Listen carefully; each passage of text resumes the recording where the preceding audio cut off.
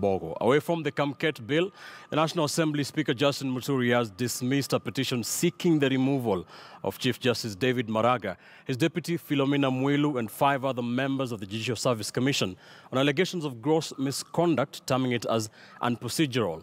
But could this verdict be just calm before the storm of future attacks on the judiciary?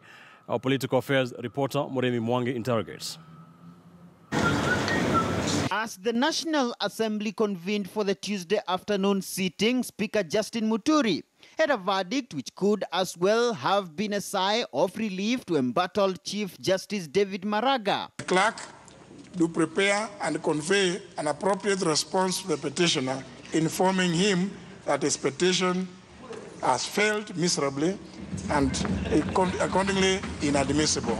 Maraga and his deputy Philomena Mwiilu were facing a removal from the Judicial Service Commission through a parliamentary petition filed by one Kamodho Njenga, accusing the two of gross misconduct alongside fellow JSC commissioners Mohamed Warsame, Agre Muchelule, Emilio Minde, Winnie Deche, and Professor Tom Ojienda.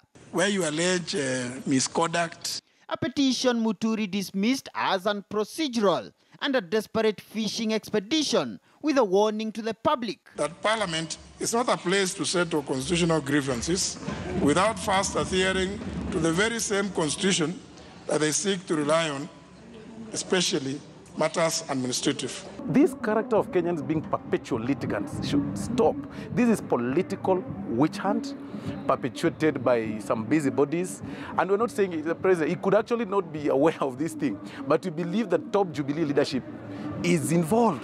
It's good that the Speaker, in his own wisdom, realized that it wasn't even a petition, it was something very useless, vindictive, and we thank him for having dismissed the same immediately. Little was known of Njenga, who claims to be a city lawyer, except that he had contested for the Jubilee Party ticket in the race for Kiharu parliamentary seat, losing to current MP Ndindi Nyoro.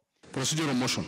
But while the parliamentary legal team had warned of serious legal flaws in the petition, Jubilee insiders cautioned of likely backlash over what appeared as a pattern of political profiling of judges who had in the past ruled against President Uhuru Kenyatta in the 2017 electioneering season. I'm not so sure whether the drafters of the Constitution contemplated a situation where an individual would want to remove the entire commission at a go by citing individual members like Mr. Njenga.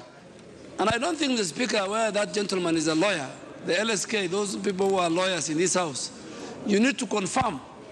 Because the last time I saw that gentleman in Parliament, he was following the bill on ICT.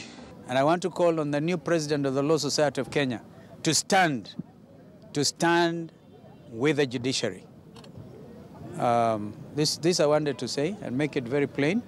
Kenyans, if need be, will go to the streets to protest. But the Tuesday verdict could be a mere calm before a real storm against the judiciary, as KTN News also learned of a fresh scheme to subject all future JSC nominees to parliamentary vetting, including High Court, Appellate Court, and Law Society of Kenya elected representatives to the JSC, who have in the past been excluded from such grilling. While this work on to eject Maraga and his team from office has been evidently deflated before hitting the floor of Parliament, Kenyans can only guess when and how the next attack on the judiciary will happen.